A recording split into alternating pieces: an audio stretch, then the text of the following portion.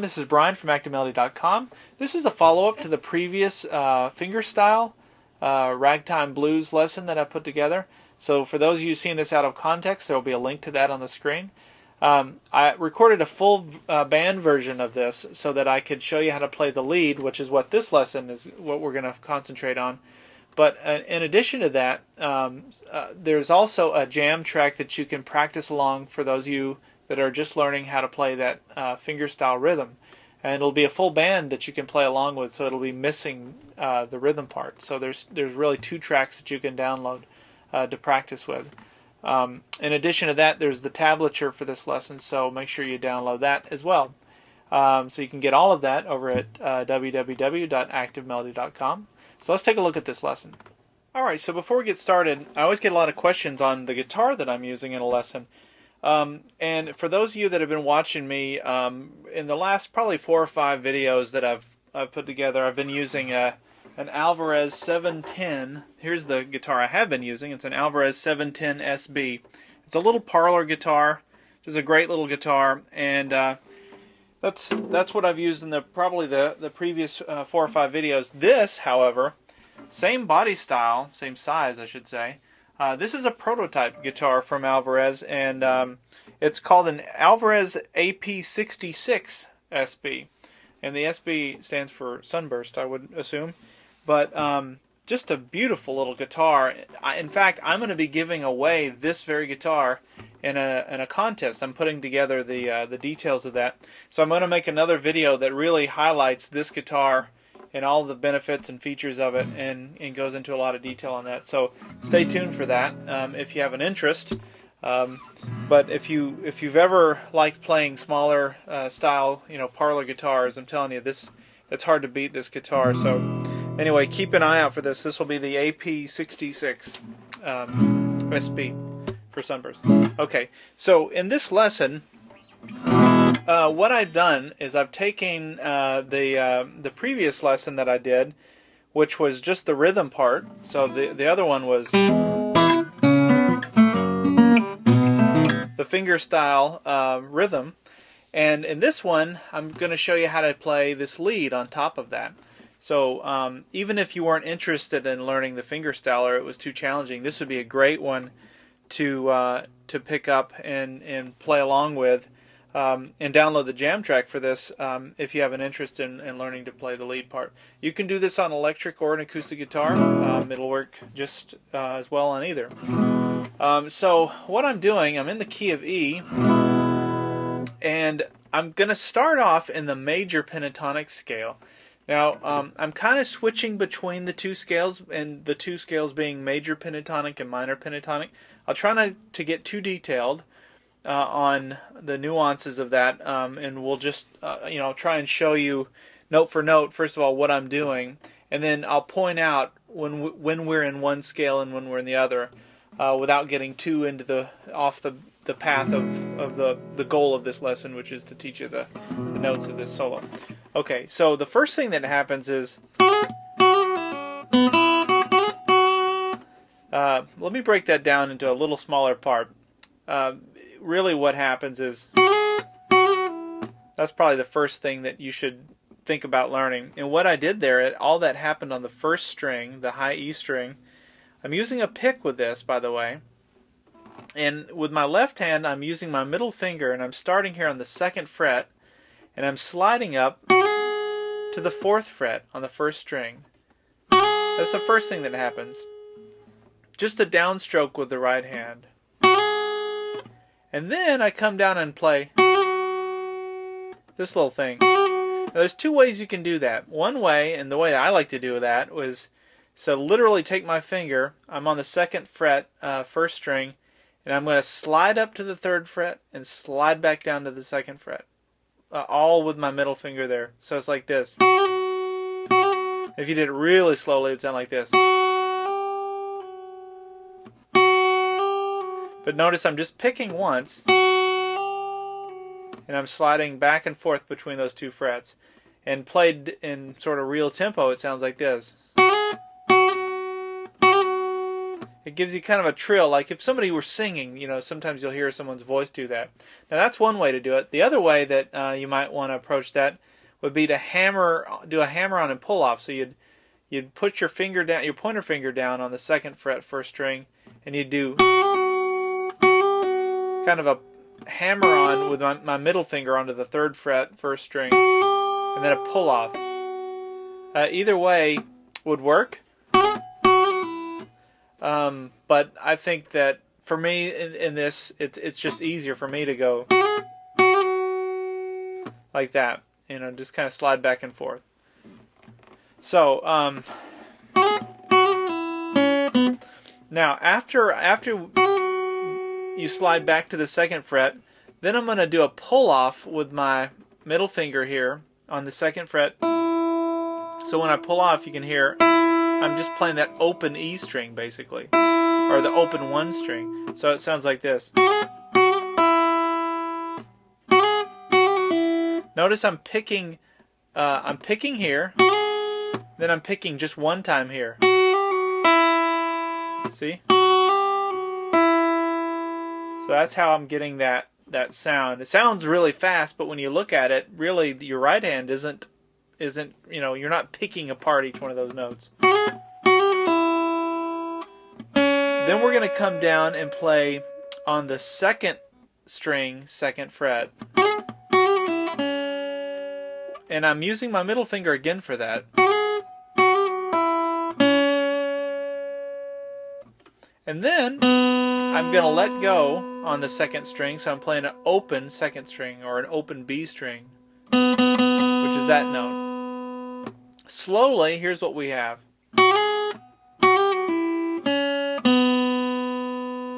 Now, with the right hand, that's a downstroke, that's a downstroke, that's an upstroke when we get to that 2nd fret 2nd string, and then another downstroke to the open 2nd string.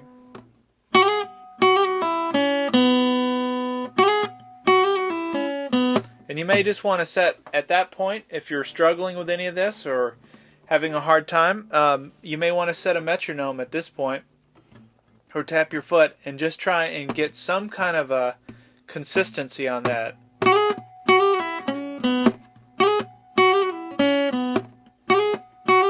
And just play it over and over again until that part sort of jives with you. That's how I like to learn anything, even outside of a musical instrument. I like to take something complicated, break it down into a little part that I know, and get that really good, and then slowly add on to that. That seems to work for me. That way, none of it seems overwhelming. So now after that, I play.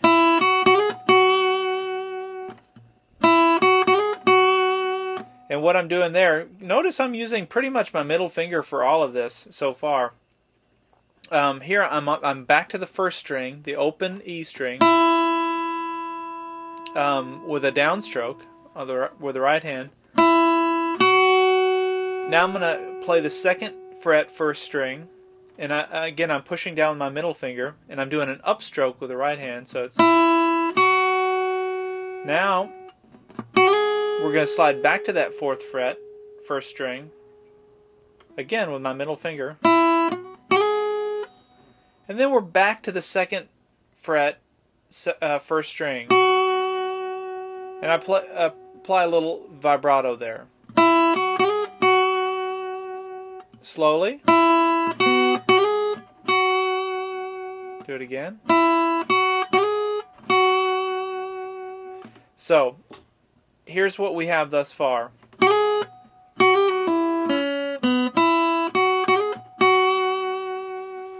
Okay?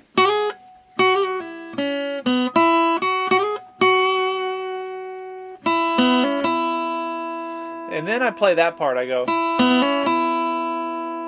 And all I'm doing there, again, only using the middle finger with my left hand, but I'm going to do an upstroke. I'm going to do an upstroke there on the 1st string, the high E string, and then I'm going to do a hammer-on to the 2nd fret 2nd string like this. And Notice I'm using my middle finger for that. I'm hammering on to the, I'm playing the open second string, then I'm hammering on to that second fret, and then I'm going to play that open E string, or the open first string, again with an upstroke with the right hand. So here's what that looks like.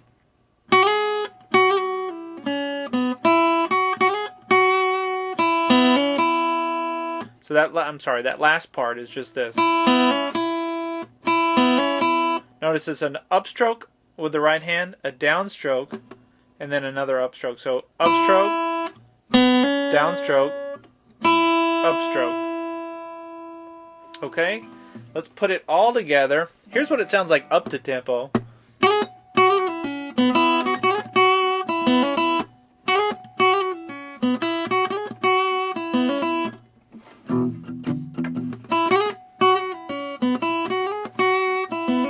And everything we're playing there to this point is really considered the major pentatonic scale.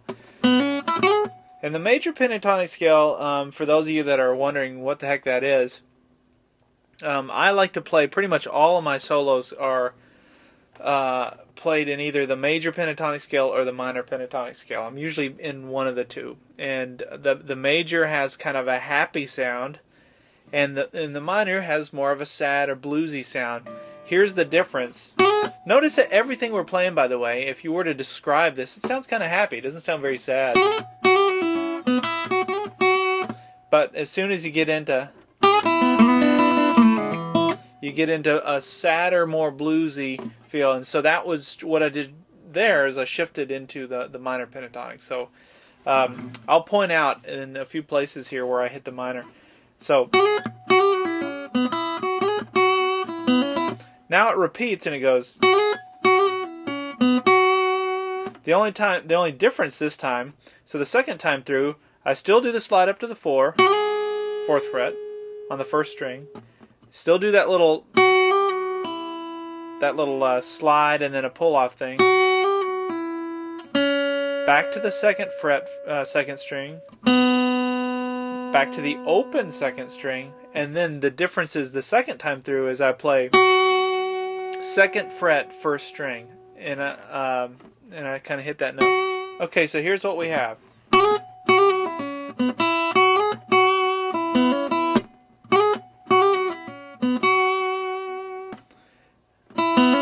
And then we do that little hammer on again. And this will all be in the tab, by the way. But anyway. And now we're going to repeat it again. Now the way that we end the second time through that whole cycle is I'd play this little thing that goes.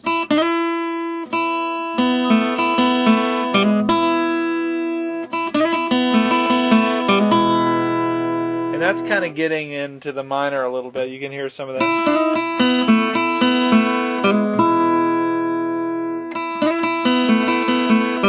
And what I'm doing there is I'm playing the open first string. I'm sliding up on the second string, second string, starting at the 3rd fret, sliding up to the 5th fret. Notice I'm still using my middle finger pretty much for everything. So, open first string, slide up from the second string, 3rd fret to the 5th fret. And then I'm going to hit that open string again. So those two notes match. So.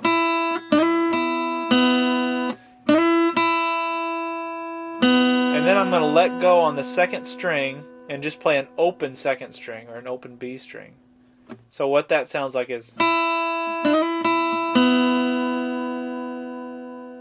Okay. Now I'm going to take my middle finger again and come down and play on the 2nd fret, 3rd string, and play this little thing. And all I'm doing is I'm pushing down on the 2nd fret, 3rd string, and then I'm playing that note, and then I'm playing the open E, or the open 1 string, the open B, or the open 2 string, and then back to the 3rd string on the 2nd fret. So sounds like that. Okay. Okay, I have to play it up to tempo to get my timing. Okay, that's what it is. Alright, so, and then to close that out, I just play this. And all I'm doing for that, think of just an E chord. I'm just really playing an E chord. I'm just playing strings 3 and 1 of an E chord. But I'm hammering on the 3rd string. I'm hammering onto the 1st fret 3rd string. So I play it open, and then I hammer on with my pointer finger to the 1st fret on the 3rd string. So it's like this. And then I come up here and hit that high E string or the high 1 string again. So it sounds like a chord when you're just playing those 2 strings when you do it kind of quickly. And the reason you're throwing in that open and then bring in the open and then hammering onto the 1st fret is you're touching on that minor pentatonic by throwing in that note. And then as soon as you do that, as soon as you throw that down, you're into the major. So it's just to the ear it sounds, it gives it a bluesy feel when you can work in that kind of dig like that from the minor to the major. I love that sound. I love that transition when you can do that. So, all right, let me play the whole first part now. I'll play it fast and then I'll play it slow. So, or I'll play it up to tempo and then I'll play it really slow. So here's what it should sound like, pretty close to it.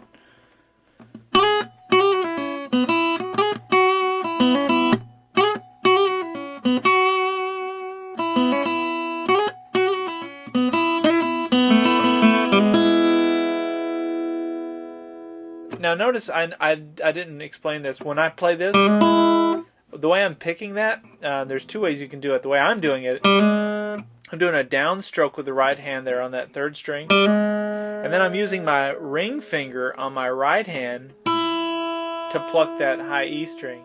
And I tend to do that if I'm going to jump between strings 3 and 1, which happens a lot, like when you're doing that kind of stuff. It's easier for me to do the 3rd string with the pick and then the 1st string with my ring finger.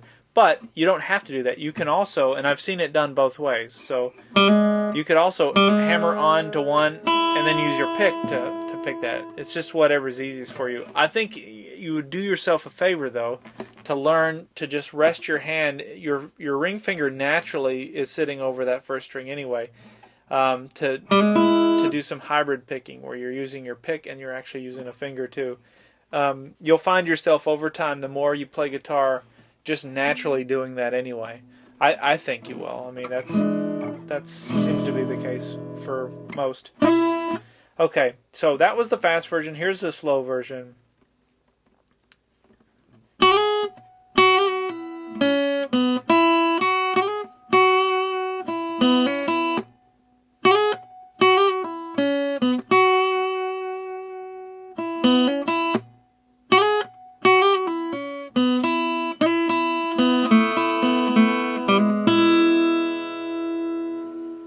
And then in the rhythm track, the other guitar plays a little, the rhythm part, I guess, plays a little fill there. And then I come up to I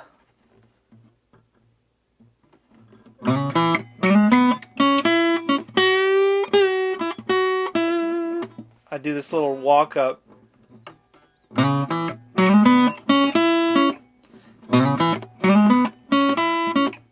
And what I'm doing there is actually really easy to do.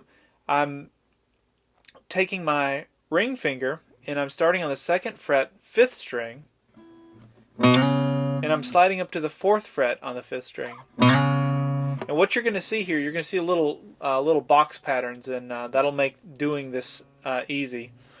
And once I explain it, you'll see what I mean. So you're going to come up to the 4th fret. then you're going to come back to the second fret on the fourth string with your pointer finger and play that note. So there's your first little slide part. Now you're going to do it again. This time you're sliding on the fourth string from the fourth fret up to the sixth fret using the same fingers. This is my ring finger, and then I'm going to push down with my pointer finger. This time on the fourth fret, third string.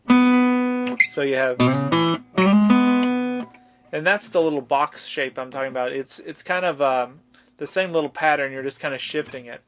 But when you do that in sequence, it sounds like you're doing this kind of, well, you're doing kind of run up the neck. And then after that,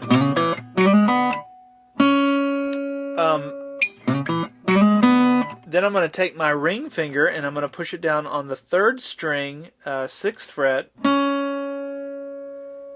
just like that. You could use your ring finger. Actually, when I say that, it may be easier to use your middle finger for that. So, I find myself doing it both ways. Forget what I said about using your ring finger. You'd probably be better off to use your middle finger for that. So once you come to the third string on the sixth fret, go ahead and use your middle finger. It'll make this easier. Because then the next thing that happens is you're going to play the fifth fret, second string with your pointer finger. And then you're going to come back to that sixth fret, third string. So those are the two notes you're playing. So all together, slowly, it sounds like this.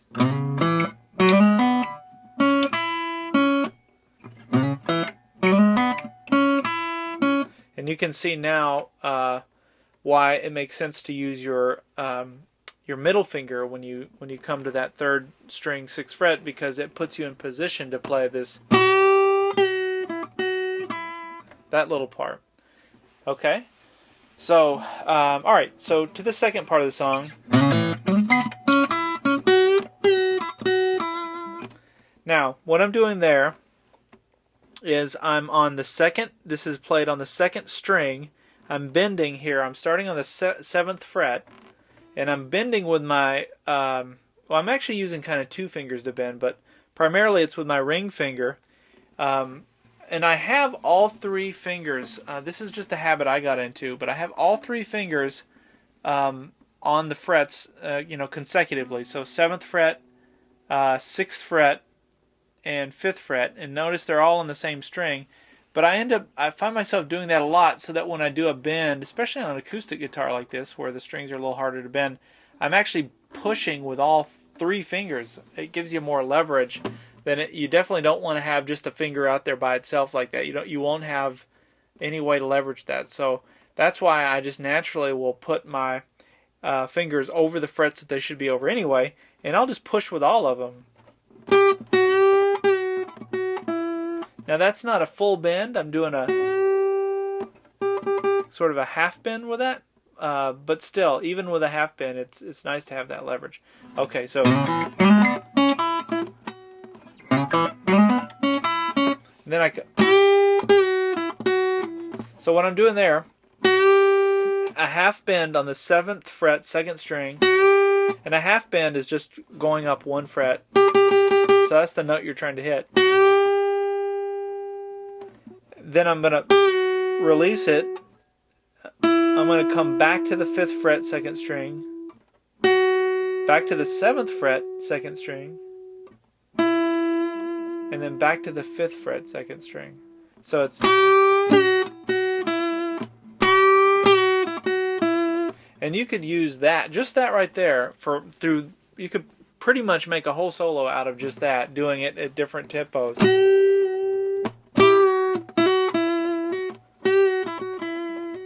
There's a lot you can do with just that little half bend, the release, and then this sort of backup note here on the 5th fret, second string. Okay. Then I played Eric Clapton lick. And what I'm doing there is I'm on the 7th fret, 2nd string, just where we did the bend. My ring finger comes back to that same position, back to the 7th fret, 2nd string. And then I play, I visualize this as a little box that happens here between the 7th fret and the 9th fret. And it's similar to when we were sliding up. You're kind of doing the same thing. I'm going to use my ring finger and slide up to the 9th fret on the 2nd string. Pointer finger on the 1st string, 7th fret. So then my ring finger on the 9th fret, 1st string. So now it's important to get your fingering right on this. So ring finger, pointer finger, ring finger. So now I can take my middle finger and come back over here and play on the 9th fret, 2nd string, and grab that and pull it back down to the 7th fret, 2nd string. So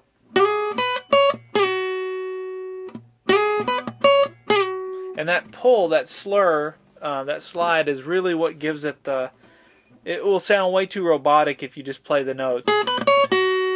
You gotta... That's what makes it sound like a voice.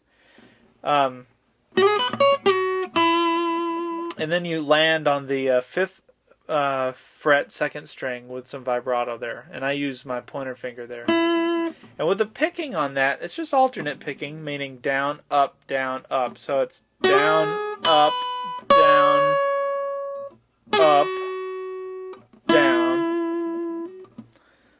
Okay, so...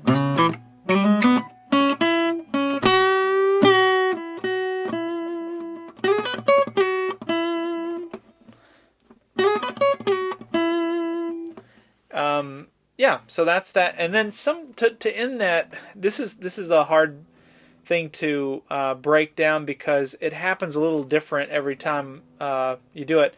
But at the end of that phrase, I might do that, which I just hammered onto the 7th fret, 2nd string, the way you would sing it. You know, if you were singing it, or I might end it like this. And the way I did that was I just landed it on the, well, that's kind of the note that you're landing on, that 5th fret, 2nd string. But it's as if you're singing it and running out of breath. Your voice would naturally lock into another note. One note might be that's that note, and the other note might be the 3rd string, 6th fret, which is that. So, hear that? It's those subtleties that make playing the blues really work. That's the kind of thing that, if you were to see it in tablature, you wouldn't be able. You have to have somebody explain it to you because it would not make sense. It's not exaggerated. It's just the voice. It's running out of breath. And a lot of playing the blues, you'll find once you get the scales down and you understand these little boxes and shapes, you'll understand that those are the places you can go when you run out of breath, you know, finger quote, run out of breath with your fingers. That's how you can trail off and just let it, and it'll work.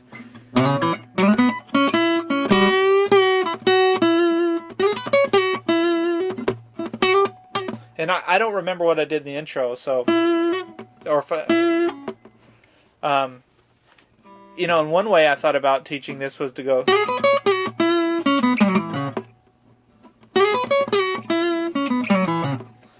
and that was just going back down the scale completely. But you can start to see that, you know, once you learn these little, once you learn the places, you can let your voice, you know, your finger voice trail off however you want. Okay, I've beat that point to death.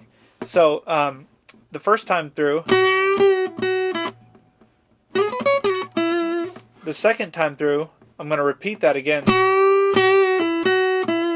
and this time I go.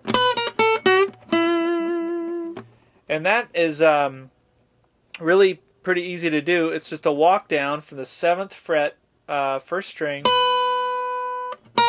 the 6th fret, 1st string, to the 5th fret, 1st string. So it's, notice the right hand, alternate picking, down, up, So once you get to the 5th fret, 1st string, you're going to take your ring finger, come back to the 2nd string now on the 7th fret, and you're going to do another little half bend. But you're not going to complete that bend. You're going to bend it up, stop it, and you're going to complete it on the 5th fret, 2nd string. The natural tendency will be to play it. To play it and have it sound like this. That's the natural tendency. But what you want to do is, notice I'm stopping it with my right hand. And a lot of blues stuff, especially like Albert King,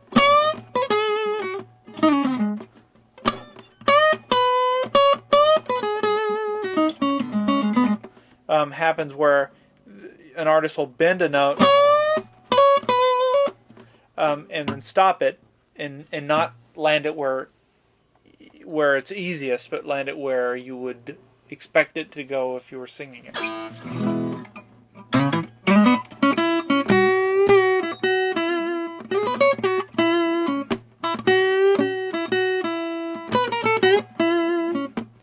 Okay, and then the 3rd time through, this time we're going to come up like that, and so that time we're going to go to the 2nd fret, 7th string. We're going to slide up to the 9th fret, doing the same little box again. We're going to play the 7th fret, 1st string. We're going to go to the 9th fret on the 1st string, back to the 7th fret on the 1st string. This time we're going to slide up to the 11th fret on the 1st string. And then back to the 9th on the 1st string. So, slowly it sounds like this.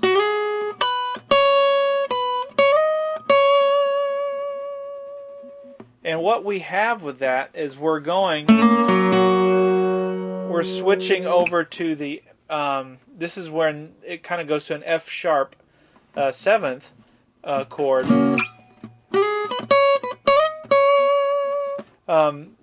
That's just one way to attack it with a solo, and that's something I just sort of broke down when I was listening to it with my ear. That seemed like the place that it should go. But if you wanted to do something different, you could always, if you think of the minor pentatonic scale and you think, F sharp minor, or I'm sorry, F sharp 7th, 2nd fret being your root fret, start to go nuts with ideas, because what you could do then, if you know that that's your root fret, you could play. You could kind of play any minor pentatonic or blues scale in that on that chord, just when that chord is happening in the song. This is a big mystery. That this is where a lot of people struggle with playing a solo. Is they think that a lot of people think, and this is logical, but a lot of people assume that if a song has an E chord and then an A chord and a D chord, you have to play the scale that goes with that chord when it happens in the song, and that's not the way it works. So in this song, most of what I'm doing is playing in the E major pentatonic scale. However, on a turnaround in a song, or like for example, if you're in a 12-bar blues, when you get to and I'm playing in the key of E, when you get to the B7th part, when you get to that chord, that's the one chance where you can, and it sounds good, to actually switch to a B, a minor pentatonic scale. So but just over that one chord, and then back to the E. There's certain places in a song where that's okay. You don't want to do it too long. If I hung out at the B for too long in a 12-bar blues, it would sound really bad. But anyway, what I'm doing in this song, in this part of the solo,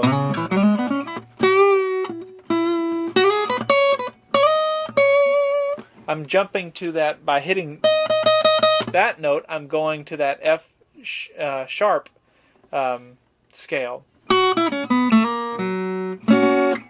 So anyway, I hope that makes sense. Maybe it didn't, but if you have questions about that, email me, because I am going to do a breakdown of this and explain that in more detail. and try and make sense of it. But okay, so let me break down this whole second part and play it slowly so you have that as a reference.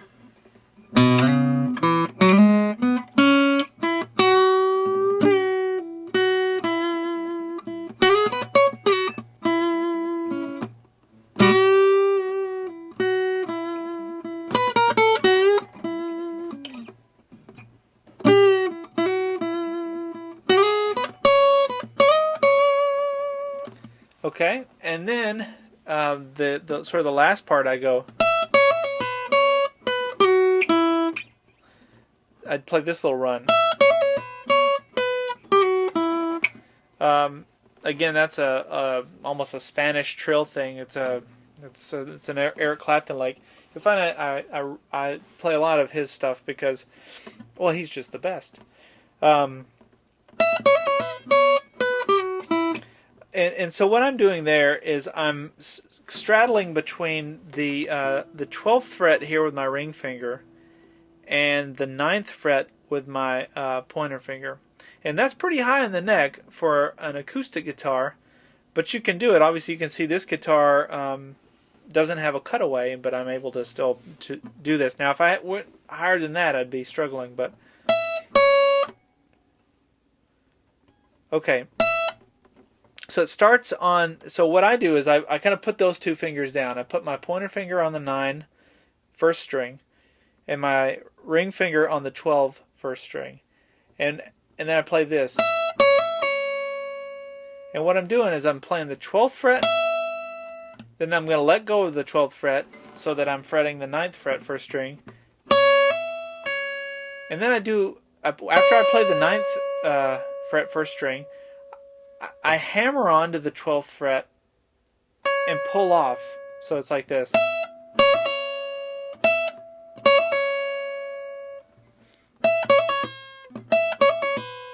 And then after that, after I do the pull off, I'm going to come down and I'm going to hammer on again to the 12th fret second string. So I'm actually only playing that, picking that. You can... like that. Okay.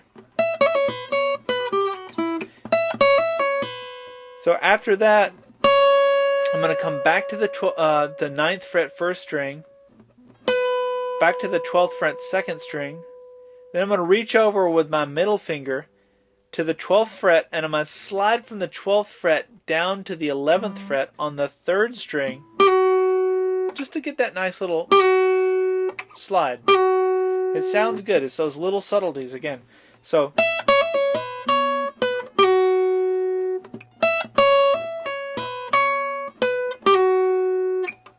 now I'm going to come down and play the 3rd string, 9th fret,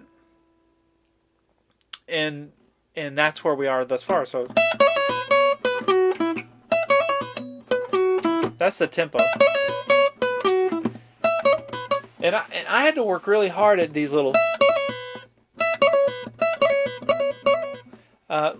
little hammer-on pull-off things, but they can really enhance your playing a lot. And you can use them throughout. Anytime you find these little boxes that we've been sliding up, you start to see that you can just throw those in.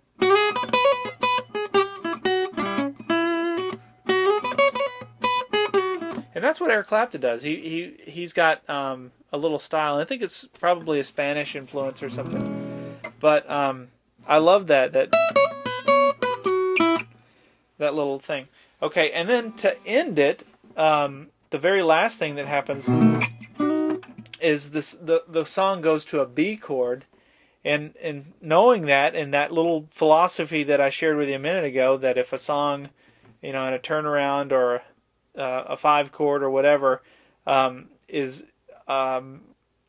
or sort of the end chord before you get back to the... So if there's a repetition, like this song repeats itself, the final chord that is being played before you get back to the beginning chord, that's where it's okay to shift sometimes, not all the time, but shift the scale that you're in and play the minor pentatonic version of that scale. So if that final chord is that B chord, That's why I threw in, and it works. For one, it's kind of high on the neck, so it's right there by what you were just doing. But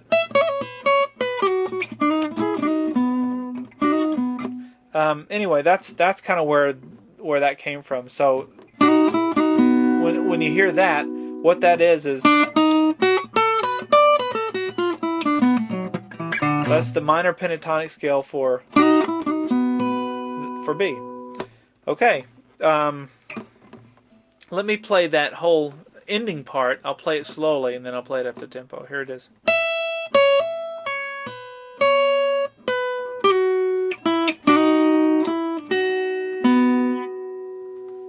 Okay, and then up to tempo, it's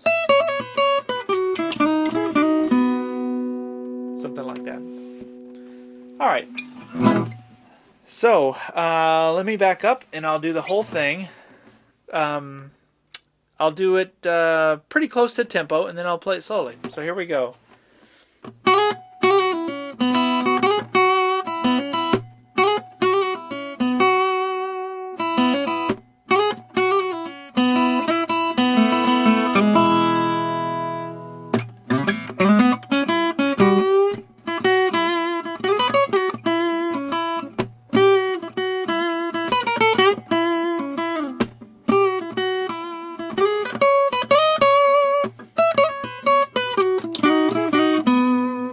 And that's pretty close to tempo.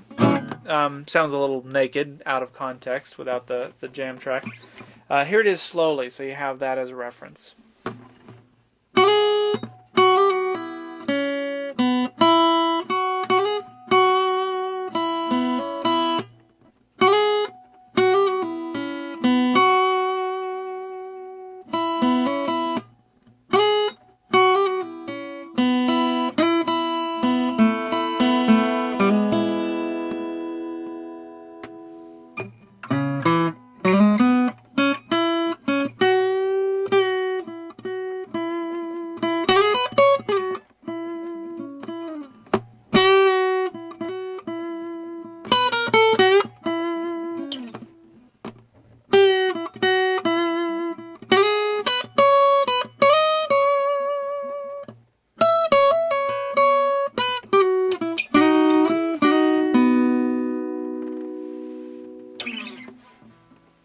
Alright, well thank you for watching this, and thank you for supporting Active Melody and all I do. This is a lot of fun for me. If you'd like to stay in touch, there's lots of ways you can do that. You can subscribe to the YouTube channel.